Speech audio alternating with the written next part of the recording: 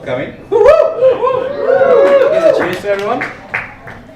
First and foremost, we'd like to thank you, Major Players, again to host the event. It's what, the 6th time? The 7th time? A great partner for us. If you're looking for a job, you know where to go. Shameless promo.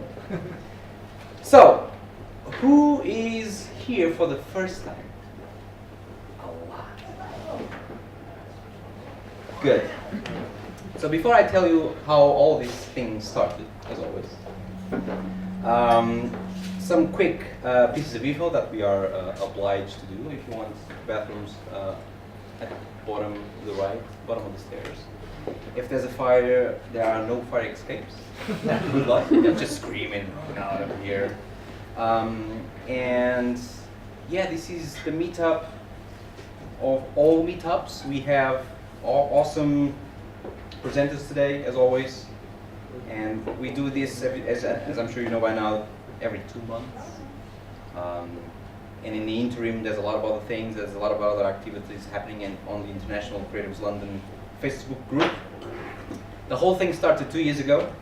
Joel, who unfortunately can't be here with us today, came to me one night and he said, "Look, Fred, why don't we do like a group in which we celebrate the amazing city that is London, with all its richness, with all of its multicultural opportunities, and how people come here for the first time looking for a career, looking for a job, looking to do stuff, looking to do creative stuff, and looking to just find themselves." And I said, "Yeah, cool, that's cool, man." So where do we start? Well, we just start with our own friends, and basically everything started from there. And today we are 1,400 plus strong on the group. And over the course of 2 years, more people came into the leadership group. Renato, Silvia, that are now leading the charge, and it's up to them to lead these events, so give it up to them.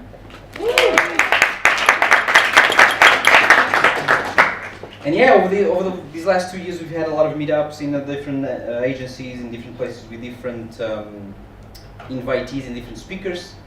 Today we have a very interesting topic: unusual relationships.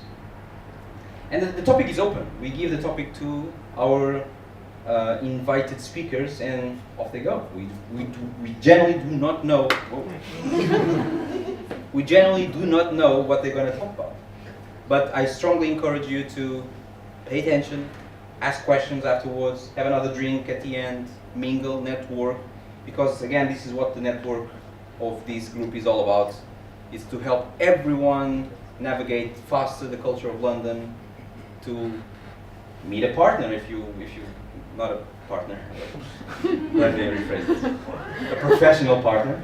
Even though I've heard there are already partners that were formed with international groups. Again, a testimonial of what London has to offer.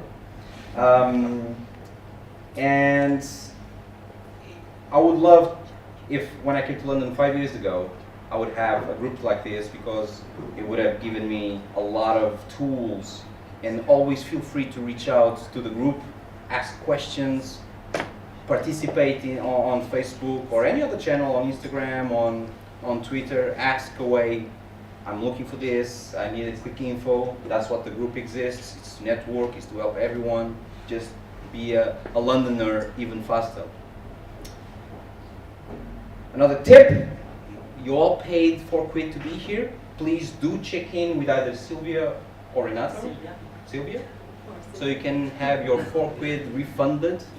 So find Sylvia at the end, unless you want to just give £4 to the group, which we're thankful. And without further ado, we're going to start with our speakers. The first one is Polina Zabrodskaya. Yes!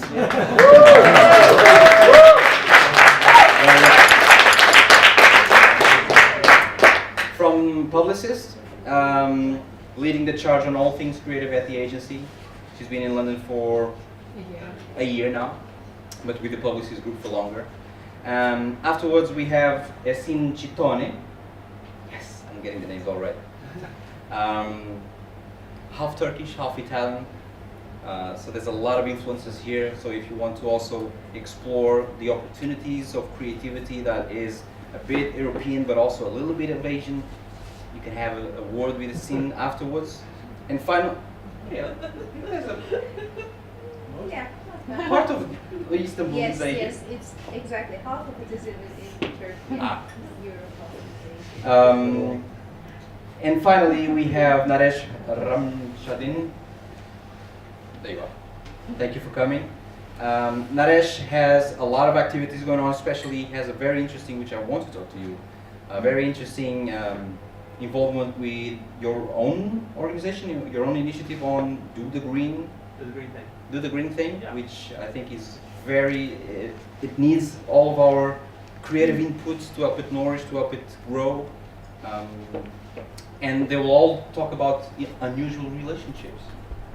So I'm very keen to listen to all of them, and thank you all for coming. The first one is Pauline, please.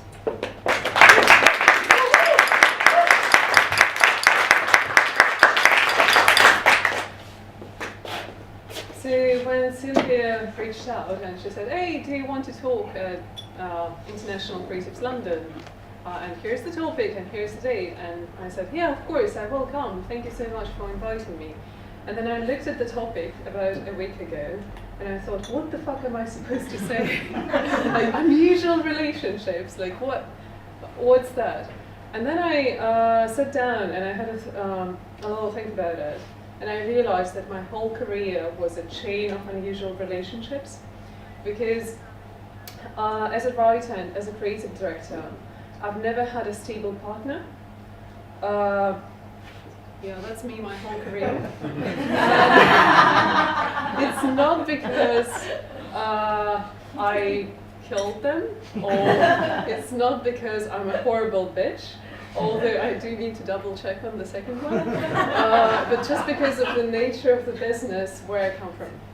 So I started my career in Russia, at Biblia, Russia, and the nature of the business is that you don't have to choose who you work with. It's not that you team up with at the uni with the person you really like. You team up with who's available at the agency and who's needed on that particular piece of business. And later I moved to a digital agency, and that was even more confusing because one project would need 2 writers and 3 web designers. Another project would need 3 coders and 1 writer, and later it would be 1 planner and 2 social media managers. So it was all very hectic, and even if you really liked someone, that's what happened. So my whole career was very hectic and very full of those unusual relationships, because ultimately you get, it's a curse, of course, because you don't have to meet your partner. But it's also a major blessing because you work with everybody on the team and you end up forming those unusual alliances, I would call them. So I have 3 cases I'll show you when those alliances really worked well. And most of those were out of a place of desperation. And as creatives, we often find ourselves at that place. So the first, case 1, we were working, the 2 writers and 2 art directors, we were working on pitches. And we were unlucky enough to win one pitch after another. And I'm saying unlucky because when you're good at winning new business, all they do is they put you on new business. And that means no work on air, so which really sucks for creatives. So the 4 of us had that agreement that the next real brief that one of us gets, we'll work on it together. So that, okay, at least some compensation comes out our way. And that brief arrived, but because it was our only real brief, we had to squeeze everything we could out of that opportunity. And that was what we did. Yeah, unfair brief. Yeah, waiting for it. Russians are the most optimistic people in the world. They have No. to say, you never know what a peak feels. This is why many drivers see full coverage insurance as a waste of money. In Touch, a car insurance company, launched a new product. An insurance policy which protects cars from damage that is not the fault of the driver. To prove that a car can be damaged because of factors that are beyond anyone's control, we created an experiment. Car versus piano. That really sucks. A 350 kilogram grand piano. Can we somehow go on Vimeo? Behind ropes. Because this visual is not The correlating safety of with the the... car was a factor of dozens of real external factors. Sorry. The video is not working. Do we have continuous? Can you play from there? Russians are the most up to in the world. No? They have a saying, you never know when a piano is going to fall on you. Oh, shit. Actually, most Russians think that the piano is going to fall on someone else. Some drivers see full coverage insurance as a waste of money. In Touch, a car insurance company, launched a new product. An insurance That's not policy working, which sorry. protects cars from damage. I'll be showing that is 3 not the cases, fault of the 3 driver. videos, and To prove that a car can be damaged because of I'm trying to factors switch that- it off. Sorry. Can we find that case on Vimeo? Yeah. So it's called Car versus Piano. And while we're at it, I'll entertain you with the stories around that thing. So we came up with this idea. Shitty insurance brief, a client who's not sure about what they want to do. And car versus piano, we have this saying, you never know when a piano... Yeah. Okay. That's the 49-second on second version. Is that the right one? Mm-hmm. Russians are the most optimistic people in the world. They have a saying, you never know when a piano is going to fall on you. Actually, most Russians think that the piano is going to fall on someone else. This is why many drivers, especially experienced ones, see full coverage insurance as a waste of money. In Touch, a car insurance company, launched a new product. An insurance policy for experienced drivers, which protects cars from damage that is not the fault of the driver. To prove that a car can be damaged because of factors that are beyond anyone's control, we created an experiment. Car versus piano. No, it wasn't the case. Okay, that's not working. I will just tell you what it was. So we launched that car versus piano experiment, and every day users would vote what the random factor was. And let's say you could choose if it's... Is the Vimeo video playing in the back? On those who play. I'm the luckiest speaker ever. Ultimately, you could choose from many factors, and one of the ropes the piano was suspended by would be cut. And because life is an unpredictable bitch, like with Vimeo and presentations, the piano fell on a curb, and users were watching live and they were voting live, and we had this first ever Twitter feed projected live on the wall. And it was 2012, and digital projects do age fast and they don't age well. And this one is still on my book because it still looks okay. And it was the single project that brought us all promotions, exposure. The client who was there on that brand for ages in Russia had a nice career in London, which is also cool. And that was my first line in cyber. So that was one case of unusual relationships that worked. I do hope that, yeah, everybody was happy.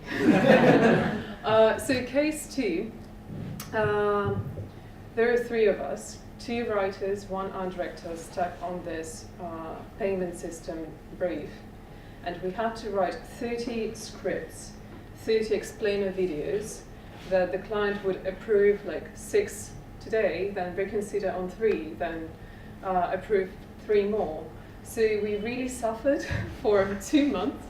And then on top of that, one of us came to that room saying, "You won't believe what happened to me." And I'm like, okay, what? They briefed him on stickers for floors, for supermarkets, at a digital fucking agency. And we sat there bitching for a while about all the real ideas that, and the brief was really good. And we're discussing all the real digital ideas that could come from that brief. And we actually came up with one, and we took one to the client, and they bought it instead of floor stickers for supermarkets. And that's the next case. Okay. Retargeting banners, they keep coming back to you with the same shit. Again, and again, and again. We love them, right? But what if we could get rid of the evil part of this technology and keep all the good? How? By using it for something we purposely stick in front of our eyes. Post-it notes. See this banner? Write your notes right inside it. Confirm and just continue browsing. Now you'll start seeing your notes instead of retargeting banners. Easy? Not really. There's a smart script behind this tiny banner that uses the same technology big websites use to hunt you down and show you the stuff you've only looked at once. There's also a bunch of placements on the most frequently visited websites, so you'll need your posted stickers wherever you go.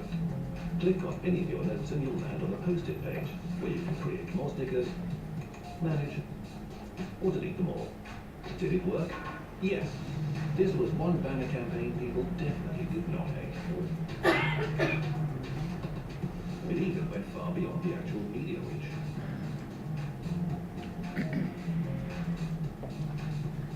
With users asking to be exposed to banners. See, letting banners follow you isn't so bad after all. More post-it notes, fewer noisy banners. So that was the case when trust that was built in the tough environment allowed us to come up with a really cool idea. Really cool, sort of cool. But it was our first gold line for the three of us, and for our CD, and for the ECD, and for the whole agency, and for the client. And again, it was a major boost of our careers from a very desperate place. So, fast forward, case 3, I moved to Italy, and I was associate creative director on Heineken Global. And there are 2 other guys who worked on Heineken Italy. And later, I discovered, like 1 year later, because I'm very slow, I discovered that it was supposed to be a competition. The way everything was assigned was supposed to be a competition. But when Russians compete, it's very obvious. So I missed all the signs. And I was like, hey guys, let's have a coffee. And I happened to overhear that one idea they were working on. They had a brief for an activation for Heineken Italy, Champions League. And I wasn't even supposed to work on that brief. And I overheard one idea they had. And it was around making a prize of moving your living room, where you sit with friends and watch the Champions League, to the skybox. And I said, oh, interesting. And then I went away for a client presentation in Amsterdam. So presentations back to back, lots of booze, lots of alcohol. And I had this idea and I thought it was really interesting. And I sent it to them. And it was like, yeah, hello guys. And I had this idea that actually that reward would be much more interesting as a prank.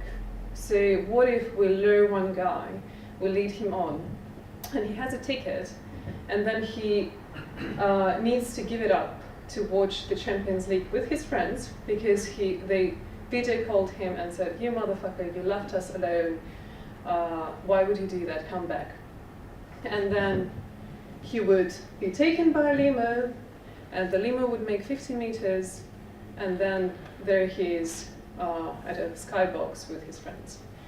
So what I actually did, I was very oblivious. What I actually did was this. Like, hey, I have this idea about this idea. Never do that. Never do that with Italians. And what they were supposed to do, now when I understand the culture better, like, that cunt just shows up and has this idea about our idea and has the decency to just email it through. So that what they were supposed to do was kind of this. What they did instead, they've taken the idea and they presented it to the client and they sold it to the client, and they were generous enough to bring me on board the moment it was sold, and then the three of us got to produce it, and here's the case.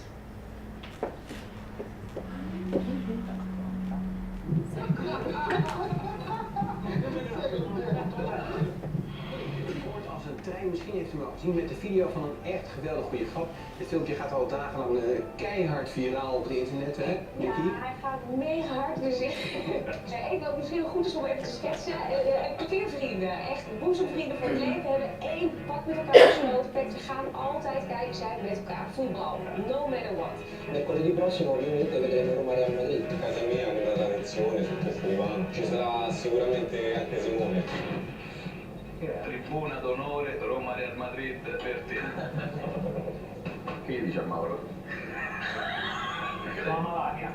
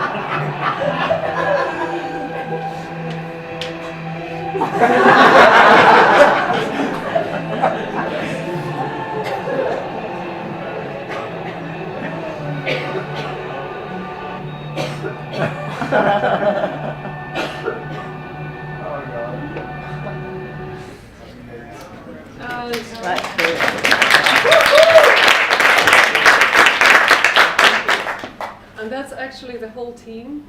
And for the majority of people on that stage, it's actually their first line, which is also kind of, it's a good feeling.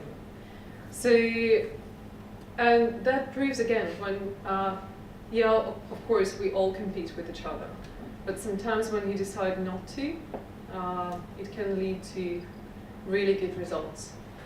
And what I wanted to finish on is that we all bitch about the business, right? We all have fewer briefs, we all have fewer opportunities, we all have less money to produce the work we want to produce. But actually I think our biggest opportunity is to be together in it, because that's where everything starts. And yes, we suffer, but let's just suffer more together. And cheers.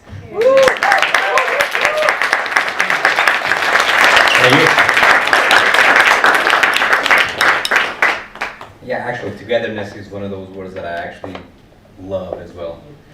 Yeah. Thank you, Paulina. That was really interesting. Next in line, Essine, please take the stage and present us your unusual relationship.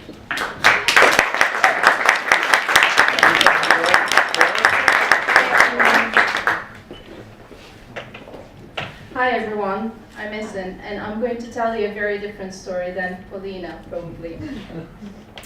On the 21st of December, on the longest night of the year, my mom was rushed to the hospital to give birth.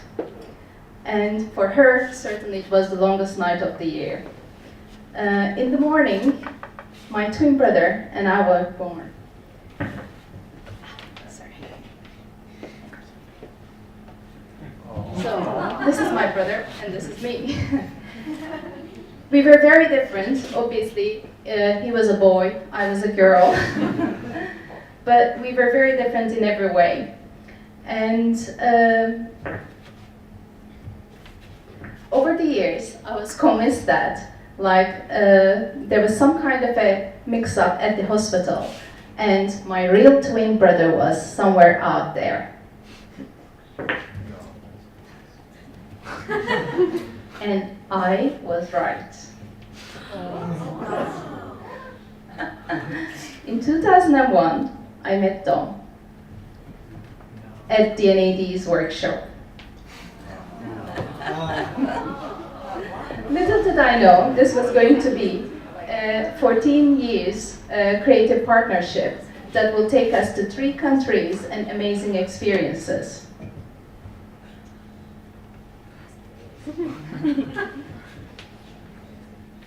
When I met Dom, like my brother, we were very, very different.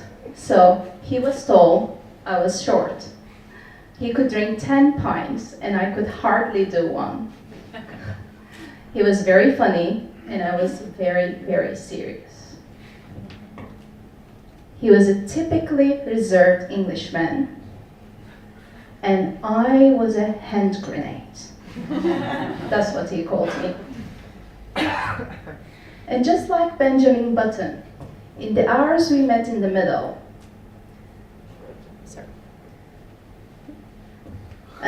we created our best work.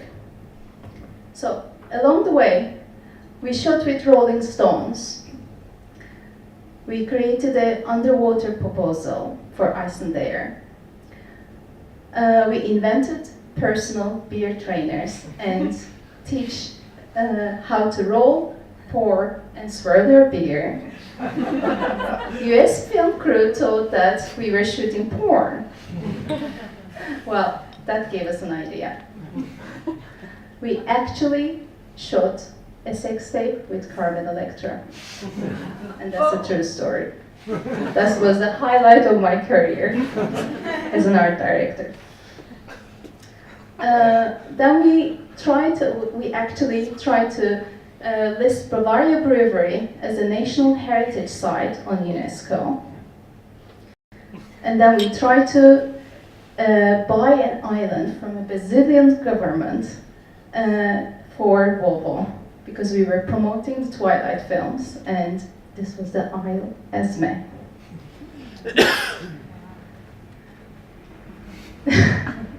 This is another story. We shot with blow-up dolls for 24 hours and teach them how to tango. Well, that didn't go well. We stormed around the town to design these dresses, and we raced some Jaguars on ice. But more important, oh, sorry, I forgot this one. I guess this is the craziest one. We even attempted to find the ambassador of Earth for the arrivals of the aliens for Remington.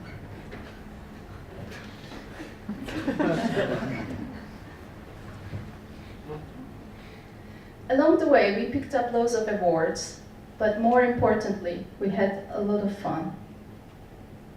One of the images is missing. But hey, anyway. Our work helped us to travel the world and worked in different countries. We worked in Warsaw, Amsterdam, and London twice. And in London, we fell in love with Iceland and we created beautiful work for a beautiful country.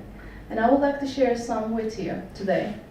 So, to promote Iceland, we created Ask Gudmundur, the world's first human search engine.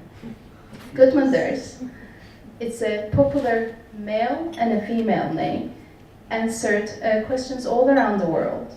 And the campaign actually grabbed the attention of, you will see, a very important person, and then created a global conversation in social and PR.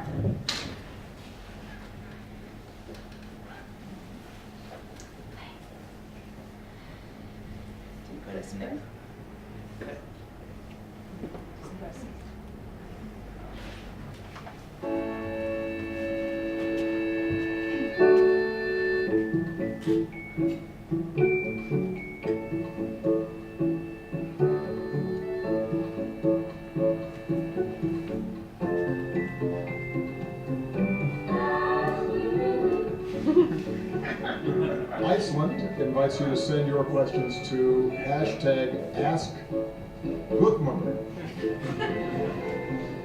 I gather that Iceland has a lot of folks named Gudmundur, and they'll answer.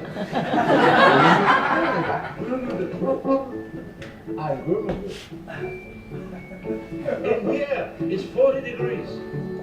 The place where they shot the Game of Thrones, the intimate moment between Jon Snow and the Griffin. Welcome to Portugal. And Timo, good luck with your paper. Gaming console Alaska.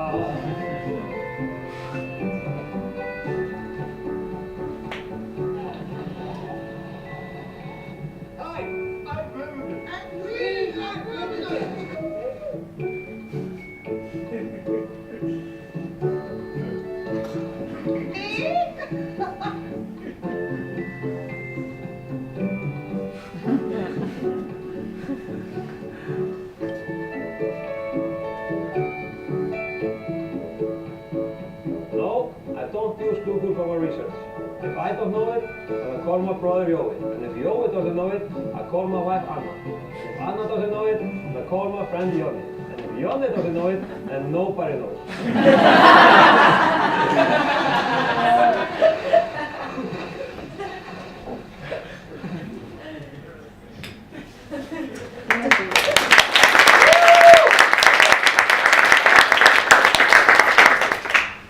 The campaign increased the number of visitors, so the next year we decided to build Iceland Academy, a unique online platform that is designed to educate tourists how to travel responsibly and drive and eat and shower just like a local. We even, every time you complete a class, actually, you won a badge. And when you collected the badges, you graduated at the end of the term, where you received a diploma to become a certified tourist. And when you come to the country, you can have perks along your visit. So this is one of the videos we created. This is the fun one. We had many serious ones, but just for fun.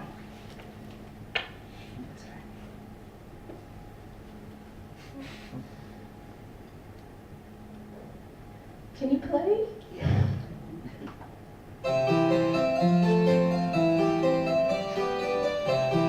Hello, my name is Guðmundur. Welcome to Iceland Academy.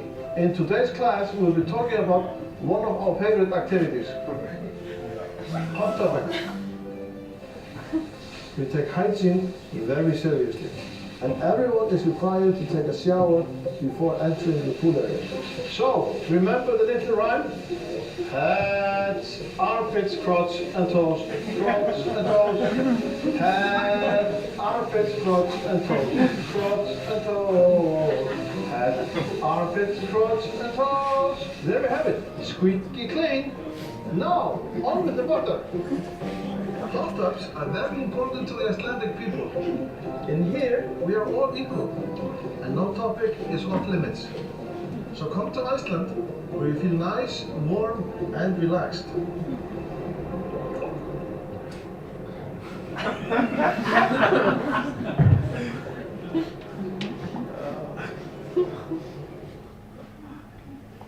Over the years, Dom and I developed an invisible umbilical cord and a twin-like telepathy.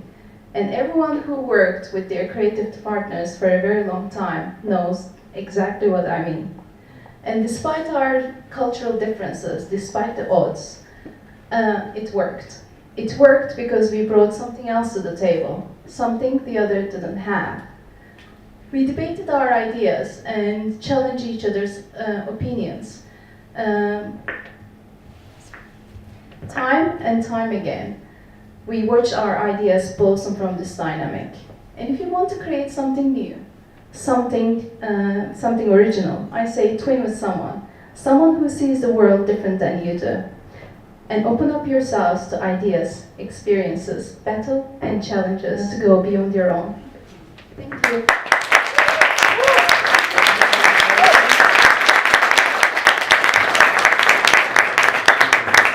Wow, that's an amazing story.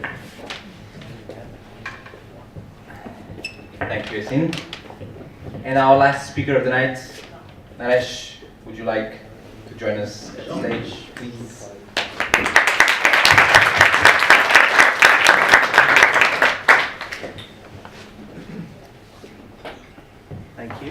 Thank you, Fred.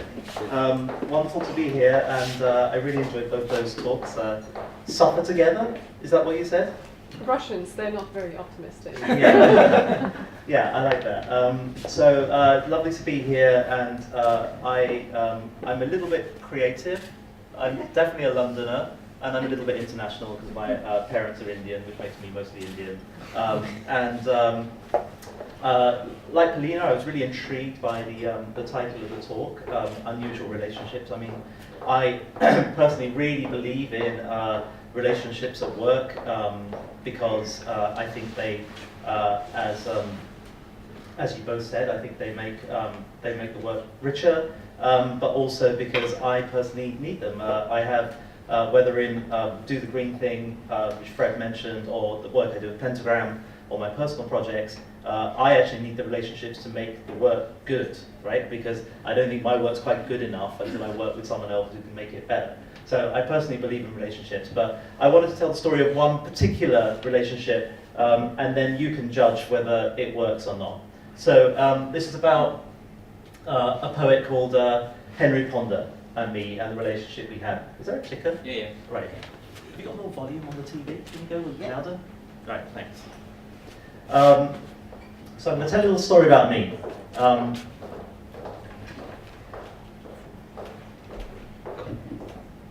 Yeah, so when I was younger, so I'm a little bit older than pretty much everyone here, but when I was younger, I used to have the time to sort of look at the world and observe it and notice things about it.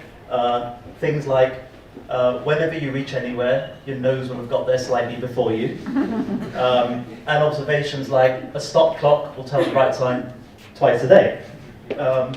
But then I seemed to lose that time, and I stopped noticing things. And then a friend of mine told me, well, I tell you why it was because I have things like a family, a charity to run, which Fred mentioned, a design studio I'm a partner at, friends to see, which is important, personal projects to achieve, which is also important, 428 voicemails I haven't listened to, 6,611 emails as of yesterday I haven't opened. You know, just life got in the way. What happened was a friend of mine told me about, sorry, I don't know why my picture's in the wrong order, so excuse me. That's the trouble with builds, right?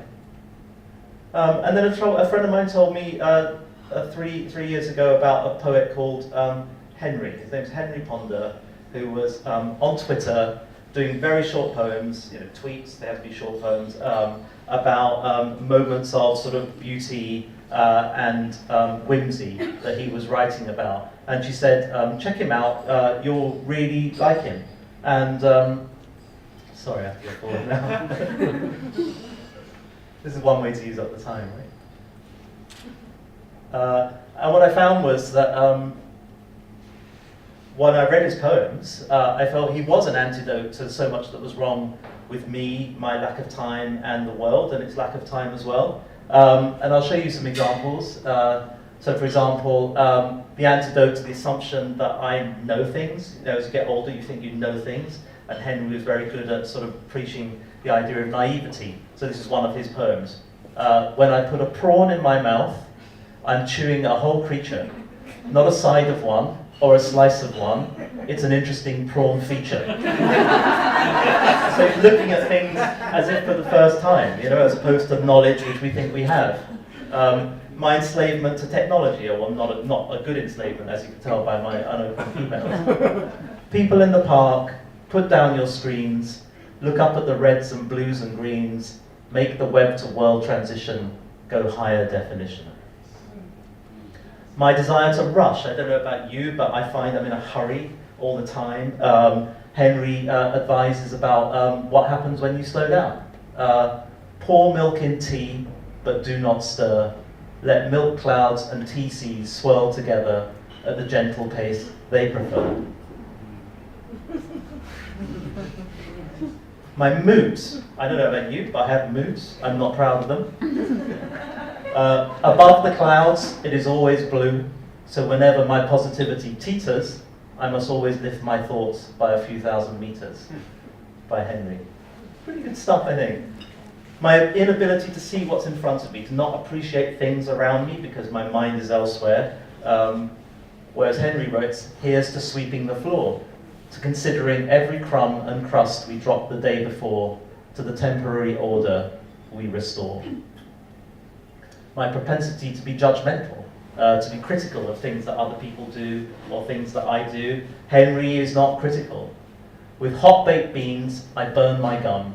It swells, goes squishy and numb. I am compelled to touch it with my tongue. Again and again, I succumb. So things we all do, he's not criticizing himself, he's just observing it and interested in it. My self-consciousness, I don't know about you, but I think we're all, well, I'm self-conscious. Henry less so. Rid the world of the self and the selfie, think of others, take an everyone else-see. Good advice, I think. My self-centeredness of putting myself at the center of the world. Henry empathizes with other things. So what does a jar of coffee feel the moment you pierce its seal? Exactly what you would be feeling if a giant spoon came through your ceiling. My self-worth. It is with considerable unease that I walk on trees, fallen giants brought to their knees and forced to be floorboards such as these. Henry, saying he's not worth it. My self-indulgence. Henry, less keen on his own. In a rage at other things, I take a nearby magazine and swat a mildly irritating fly. Now it is crushed, and so am I. And my anxiety to be successful. I think, you know, we all want to be successful. It's programmed into our lives. But when I observed Henry and Henry's Twitter, you know, he didn't seem to really worry about that. I mean, 71 followers and following none. And I thought, this is great. And I just really liked his poems. I followed him. I read them every day. He was tweeting pretty much every day. And then I thought, I wonder whether actually more people than 71 people deserve to see Henry's stuff, because it seemed to have a lot of soul and thought and feeling. So I got in touch with him on Twitter, and I suggested that maybe me and Pentagram, we could make a film about him and his poetry and get it out to some more people. And I didn't know what he was going to say about that, because he's obviously not that mad keen on publicity. You know, in person, I met him over in Highbury, and in person he was quite a small man, quite shy, with unkempt hair, and I asked him that question, and he said he thought about it, finished his cup of tea, thought about it, and then just said, that would be very kind. So this is the film we made, and it's about 5 minutes, it features about 6 of his poems, and enjoy it. Then I'll tell you a little about it afterwards.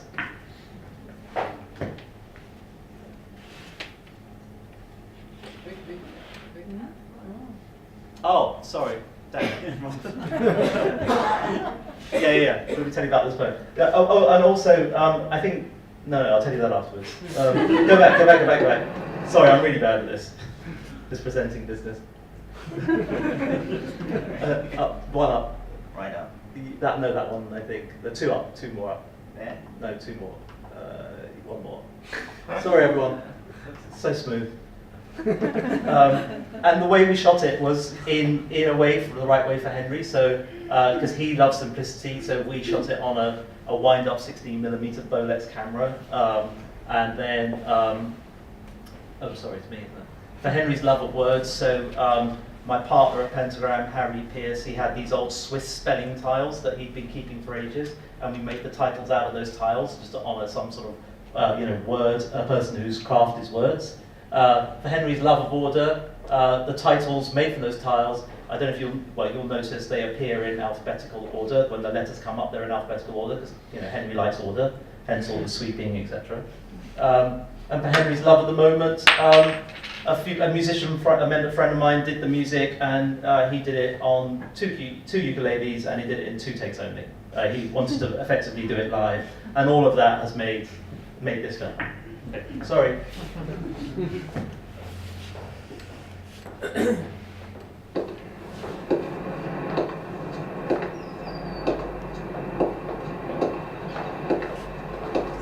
I think I'm on the path alone. I hear a crunch on the paving stone. A snail is now a slug with a broken home.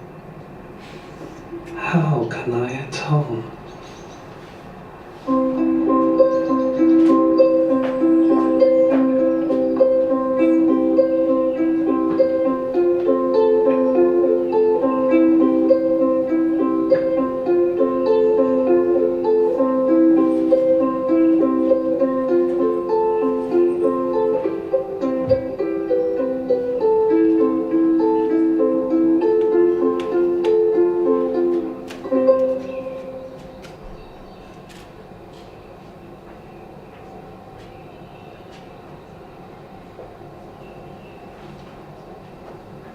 I like Tai Chi, and I like chai tea. They both bring equal contentment to me. Profound stuff. But it is.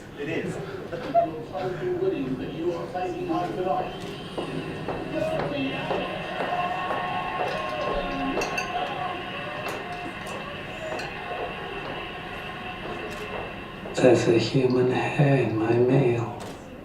If you ask me how I feel, I'd say it's more of a downer than an upper to have an uninvited guest to supper.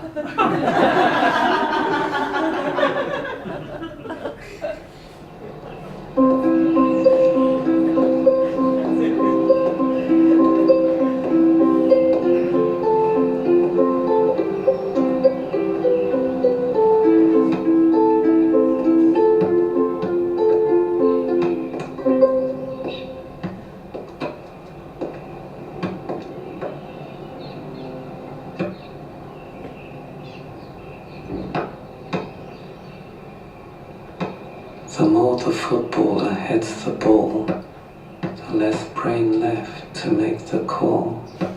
To head the ball less, or better still, not at all. Stop. Please stop.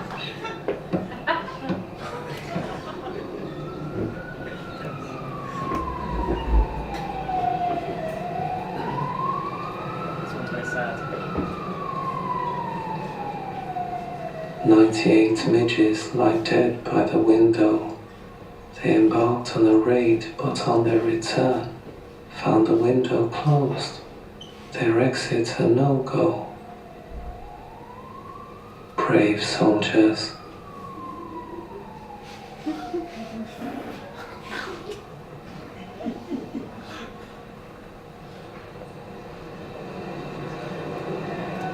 Okay, so we're in this, this old pub. Really. I meet another Henry, and he's nothing like me. Why are we both called Henry, and there's no commonality? He behaves like a chimp. Rename him.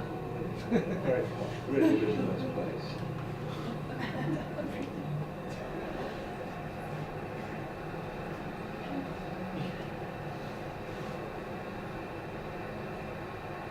Think of a bottle as a miniature lake, as a miniature chance to stand by its miniature shores and contemplate.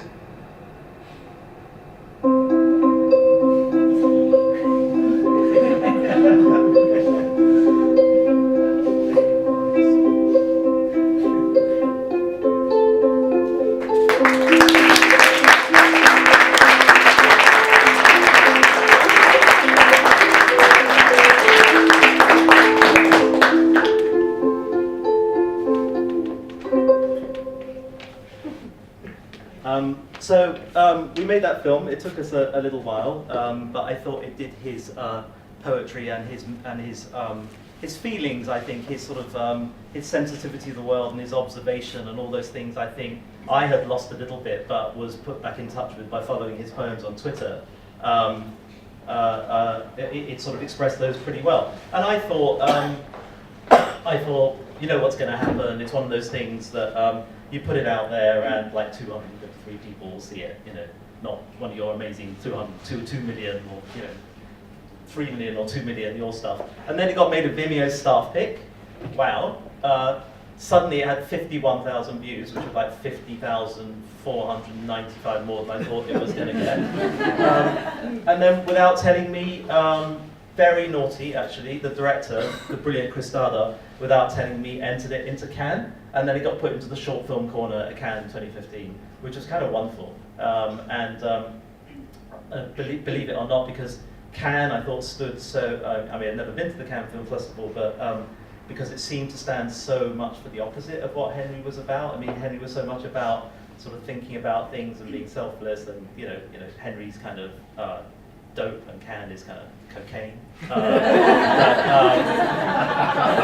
We then did a second film where Henry went to see his own premiere, and it was about him sort of looking at the world of Cannes and observing it, and then actually sadly forgetting his own invitation, not getting into his premiere, and it's quite tragic, and he sort of learns his lesson. He sort of has this little moment of hubris and then comes back down to earth and leaves and goes back to hiding, which is a nice film. It didn't get a Vimeo staff pick, and it did get about 253 views, so you win some, you lose some. But we got some good reviews as well. Finally, Kobayashi is like haikus realized in the 21st century. I love it, said someone. And then my favorite poet on Twitter is @HenryPonder with his snippets of joy. So it was some really nice stuff. So he got, his stuff got out to more people, which was the idea. We retweet some of his poems at Pentagram, and now he's got 758 followers, follows none. I asked him about following people, and I said, why don't you do that? It's a good way to pick up some, you'll get some more followers as a result. And he goes, I just don't know whether I should. I think it's just imposing on people.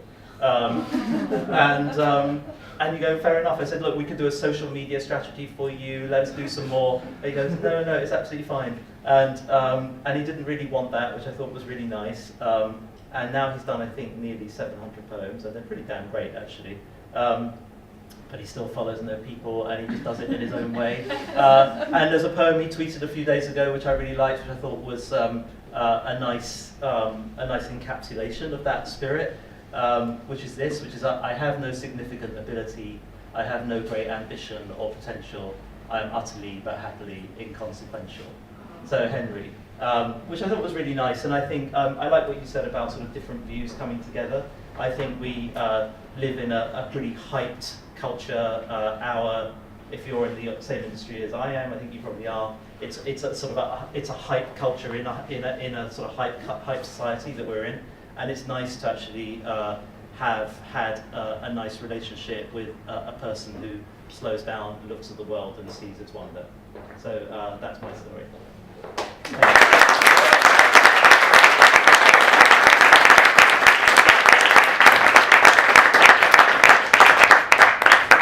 Thank you, guys. Everybody following everyone? Yeah, definitely. I already did it. Oh, sure. Good story as well, thank you. We're going to have like now 10 to 15 minutes for some questions. I am entitled to do the first one, so ha!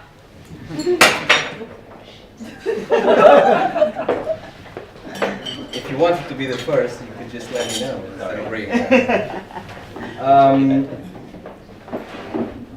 So, we've talked about unusual. Wait for the drink. There you go. We've talked about unusual relationships, and in relationships, I think you'd all agree that a relationship is a two-way street, right?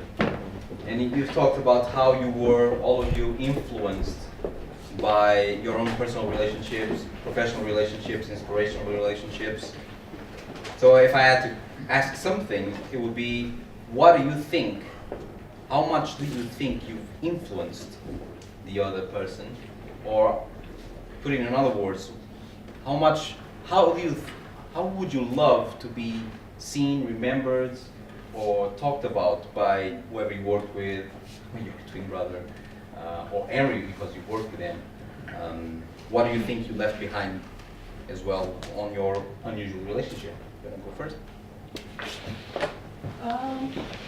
It's a really good question, but I think going down that path of thinking is very dangerous because the moment you start thinking about the impression, about the lasting impression you leave on other people, you become sort of self-centered and self-conscious and all the other self things. So personally, maybe it's just me, maybe it works differently for other people, but I choose not to go down that road. Okay. I hope you have different answer, please. Trying to make more. I think after 14 years, I can for sure say that, like, it's impossible to make someone, become like you. If that's your friend or your, partner in a personal relationship or a partnership, like, they will be the person that they will be, and you need to allow them how they want to be, and also get the best parts and enjoy and nurture that. So that's my take out from that. Yeah. I agree with both those answers actually. I think it's for me the pleasure in a partnership, and it could be a family partnership or relationships with the children or with the people I have at work, for example. It's all about enjoying the other person, and I kind of think it's about giving them their space and allowing them to do the thing they do as best as possible and supporting. I think the role for you is to support that other person to be great. That's the way I'm most comfortable with it. If they're happy that I've given them that support, then that's wonderful. But it's not really about the difference I make to them. That's not really what I focus on. It's about how good those people can be in the relationship that we're building, I think. Cool. Thank you. Questions? Anyone? Come on. Anyone? Everybody's eager for going for some drinks. Renato. I've got a question. Oh. Why did you set that subject? Why that particular question? The topic? Unusual relationships. Myself, unusual relationships. Yeah, why was that chosen as the theme for us all? Good question, Sylvia. How this topic came about? Well, we started thinking about Valentine's Day actually. So it's February, Valentine's Day, and then we'll have some stories about partnerships at work, continue work. So we thought about, why not talk about this and see different experiences. Got it. No one else? Any questions? Renato, say, Michael, your musical background. Anything, Pedro? Yeah, a good one. Yeah, there you go. In all the relationships, is this conflict? So the best advice that you guys have for dealing with the conflict in the relationships, in the work relationship? Yeah. Of course. Oh, actually, it's a really, really good question. Well, I think the best thing that you can what worked really well for me is not to run away from difficult relationships, especially at work, because those are the ones that enrich you the most, and you learn something about yourself. And sometimes those relationships become difficult for a super stupid reason, and it was just an accident, and you can easily overcome it if you give yourself a chance. Because more often than not, you do something stupid, and you think, oh, that person hates me, and then it becomes that self-fulfilling prophecy because of the way you react to some image in your mind. And as I was growing up, because I was a really stupid teenager, I found that if you give yourself a chance, that person will gladly give you a chance to. Very wise. Yeah. Alcohol plus. How do you deal with conflict? Well, I'm not going to give it appropriate answers. I worked in 4 different countries, and I think each culture has a different way of dealing with conflict.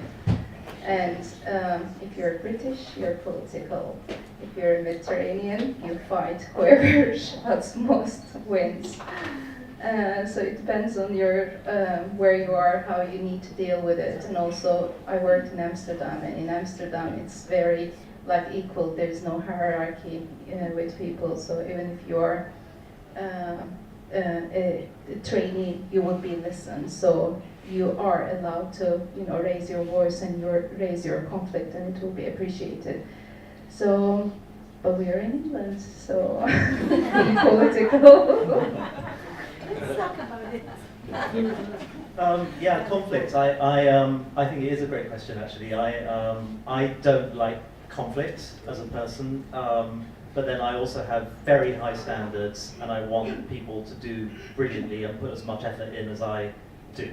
So conflict, actually, the feelings of conflict, I've actually felt them before, but then I never express them as conflict because I just don't like doing that. So a worse thing happens, which is it's about simmering, festering resentment, which is really not a good experience. And then one way I have of dealing with it is this, which is I don't know if any of you listen to the Slate Culture Gabfest at all, which is a great podcast by Slate, that American online publication.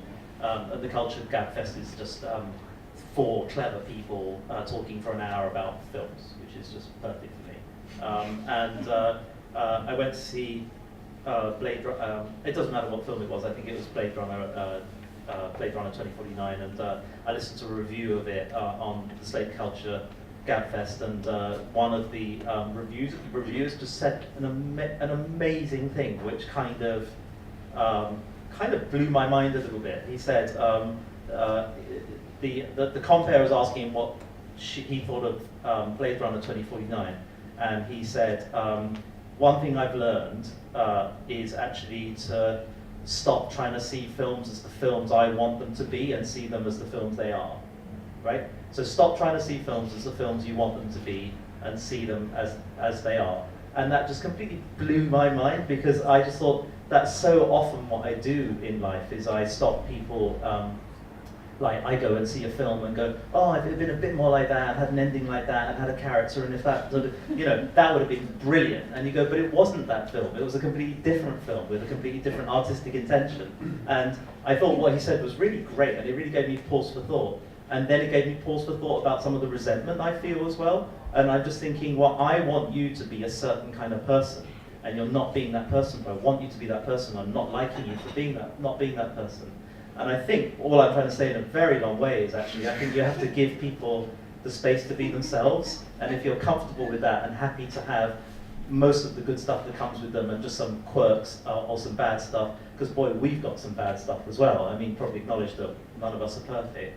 Then I think hopefully that's a space for a better flourishing relationship, and you can avoid some of the conflict. Or if you can't, it's been a really good lesson for me. I mean, some of the people that I have relationships around me, friends with little faults, or colleagues, I just think, oh, why'd you do that? It's really annoying. Why can't you just go, well, you are that person. I'm a different person. I probably piss you off. You can be who you are. and that's okay. And actually, it's been a much more peaceful 6 months since Blade Runner 2049, which I thought was really crap, actually. But great podcast. There you go. Yes. Thank you so much for such an inspirational talk. I think all three was very inspiring for me. My question is about compromise in relationships. So I think a lot of times, we've got an idea, and in a relationship you're with someone else, and you've got an idea, and when something happens, how much do you give and how much do you take in terms of having to deal with the situation that you need to compromise? Compromising, a good topic. I don't do compromise. No, I honestly think that most of the suffering comes from compromise because, again, it's about expectations, and you think, oh, if I give in just a little bit, let's say that we're discussing a creative idea. It will make that other person happy, and let's keep that good relationship going.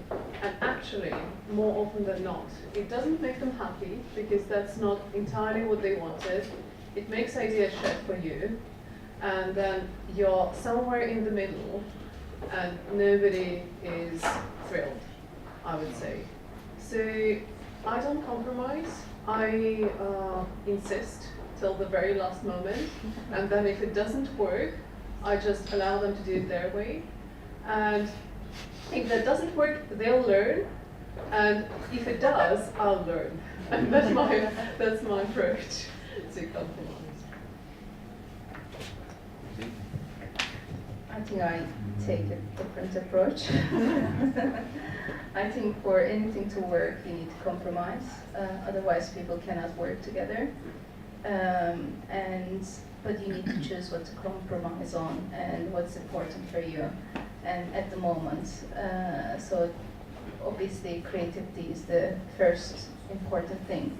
But like, people are very different than each other, and how we deal with each other has to, it needs compromise. So that's my approach in every relationship, unfortunately. Pick your fights. Yeah. I'm not comfortable with compromise because I was trained by brilliant people to see communication as a very, very competitive thing, by which I mean not me versus other agencies or other writers or any of that kind of stuff. That's not interesting to me. It's just the work you do for a client has to be so good to even get noticed. I mean, the stuff we do, the basic reaction that most of the work we do, that when it goes out there, is indifference. And often that indifference is really, really, really warranted, I think, because so many forces conspire to make our work unspecial or average when it's actually being thrust in your face by a media spend or a presence. It has to be brilliant to deserve its place there, otherwise it's pollution, right? So, and I think the trouble with compromise, it can make something go from being special or unusual to being quite special or quite unusual or quite funny or quite sad or quite tragic or quite interesting. And quite is basically another word for zero, don't bother, go home, right? Because no one will see it. No one will see it. And if they see it, they won't notice it or think about it or react to it. So it has to be great. And I think sometimes compromise is a difficult position, because even if it just takes 5% or 10% off something, that is fatal to its commercial chances, I would say. So luckily, what I try and do to avoid compromise, and I'm in a very lucky position at Pentagram with my team, is that, and with the clients, because that's the other thing, is the compromises of, the relationships we were also talking about today are with our clients, right? Because nothing happens without good relationships with the client. Is you have to find yourself in a totally trusting position where you know that if it works for when it works for the two of you, it's great, right? When it works for both of you, it's great. In our team at Pentagram, and I do the Green Thing team, there's 4 of us, now 5 with Chloe, and when all of us love it, we know it's going to be fantastic. When one of us doesn't like it, you have to trust that person and go, okay, that's the wrong idea. We're going to put it away. And I think that's the same with a client. I think the terrible, terrible, terrible position to be in with a client is when the better it gets for one party, the worse it gets for the other, right? That's the definition of a compromise, and it's never going to work. So kind of the funnier it gets for you, the less good it gets for a client, or kind of the longer it gets for you, the client hates it, or the cooler it gets for the client, you go, it's not a cool idea, it's an anti-cool idea, like Henry or something like that. So you have to be in a trusted position where you've kind of got your expectations aligned, going the same way, and you trust that when you both like it, it's going to be great, and that gives it the best chance it's got.